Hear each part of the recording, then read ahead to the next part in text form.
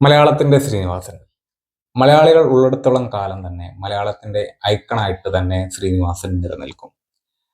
ഒരുപക്ഷെ ഇങ്ങനെ ചിന്തിച്ചു നോക്കിയാൽ മലയാളത്തിന്റെ മഹത്തായിട്ടുള്ള സാഹിത്യ സൃഷ്ടികളെക്കാൾ ഉപരി ശ്രീനിവാസന്റെ തിരക്കഥകളിൽ നിറഞ്ഞു നിന്നിട്ടുള്ളത് പച്ചയായിട്ടുള്ള ജീവിത യഥാർത്ഥങ്ങളാണ്. അതാണ് അദ്ദേഹം സിനിമയാക്കിയിട്ടുള്ളതും തൻ്റെ തിരക്കഥകളിൽ പ്രതിഫലിപ്പിച്ചിട്ടുള്ളതും. ലോകത്ത് ഏതെങ്കിലും ഒരു കലാകാരൻ ഉണ്ടാകുമോ തൻ്റെ കുറവുകളെ ഇത്രമാത്രം ആഘോഷിച്ചിട്ടുള്ളത്? അപ്പം അത്രയ്ക്കും അത്യപൂർവമായിട്ടുള്ള ഒരു അതല്ലെങ്കിൽ അതുല്യ കലാകാരന് മാത്രമേ ആ രീതിയിലൊക്കെ ചിന്തിക്കാൻ പറ്റൂ.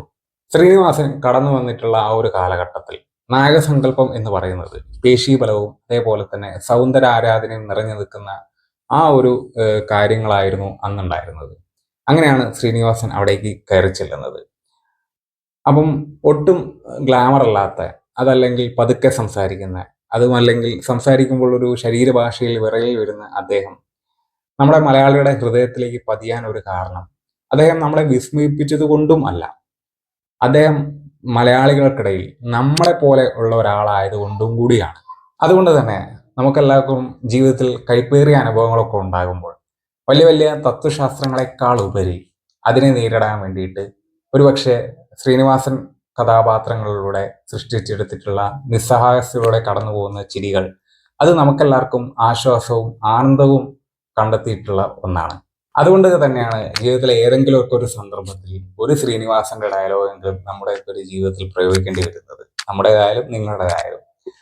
ഒരു അലസമായിട്ടുള്ള ഒരു കഥ പറയുകയാണെങ്കിൽ പോലും അതിൽ വലിയൊരു ജീവിത സത്യം അദ്ദേഹം ഒളിപ്പിച്ചു വെച്ചിരുന്നു. ഇനി അതേപോലൊക്കെ എഴുതാൻ, ആ ഒരു എഴുത്തിലൊരു മാന്ത്രിക കൊണ്ടുവരാൻ മലയാളത്തിൽ ആരും തന്നെയില്ല എന്നുള്ളത് ഒരു വിഷമിപ്പിക്കുന്ന ഒരു കാര്യം തന്നെയാണ്. വിട വാങ്ങിയിട്ടുള്ള ഈ ഒരു വേളയിൽ അദ്ദേഹം നമ്മളോട് പറയുന്നതായിട്ട് തോന്നിയത് ജീവിതം അത്ര വലിയ ഗൗരവമുള്ള ഒന്നല്ല, അതിനെ ചിരിച്ചുകൊണ്ട് നേരിടുക എന്നതാണ്. അതേപോലെ തന്നെ നമ്മുടെ മലയാളികളെ സ്വീകരണ മുറിയിലെ ഹൃദയത്തിലെ ഒരു വലിയൊരു ഇടനെഞ്ചിലെ ഒരു ശൂന്യത അവശേഷിപ്പിച്ചുകൊണ്ടാണ് അദ്ദേഹം നമ്മുടെ അടുത്ത് നിന്ന് വിട വാങ്ങുന്നത്. പക്ഷെ അദ്ദേഹം പകർന്നു തന്ന ചിരികളും ചിന്തകളും മലയാളികളുള്ളിടത്തോളം കാലം നമ്മുടെ സംഭാഷണങ്ങളിൽ എന്നും നിലനിൽക്കും. ലോകത്തുള്ള ഏറ്റവും വലിയ മോട്ടിവേഷൻ ക്ലാസ്സിനേക്കാളും എന്നെ സ്വാധീനിച്ചത് ശ്രീനിവാസന്റെ ഈ ഒരു ഡയലോഗാണ്. എല്ലാത്തിനും അതിൻ്റെതായിട്ടുള്ള സമയമുണ്ട് ദാസ. അതേപോലെ തന്നെ നിങ്ങളുടെ ജീവിതത്തിലും അങ്ങനത്തെ ഏതെങ്കിലും ഒരു സന്ദർഭം ഉണ്ടാവും, ഏതെങ്കിലും ഒരു ഡയലോഗ് നിങ്ങളെ സ്വാധീനിച്ചിട്ടുണ്ടാവും. അപ്പൊ അതേതാണെന്ന് കമന്റ് ബോക്സിൽ ഒന്ന് പങ്കുവയ്ക്കൂ. ഒരിക്കൽ കൂടി പ്രിയപ്പെട്ട ശ്രീനിവാസന്, അല്ലെങ്കിൽ നമ്മുടെ മലയാളികളുടെ സ്വന്തം ശ്രീനേട്ടന് ആദരാഞ്ജലികൾ അർപ്പിച്ചുകൊണ്ട് ഈ വീഡിയോ നിർത്തുന്നു.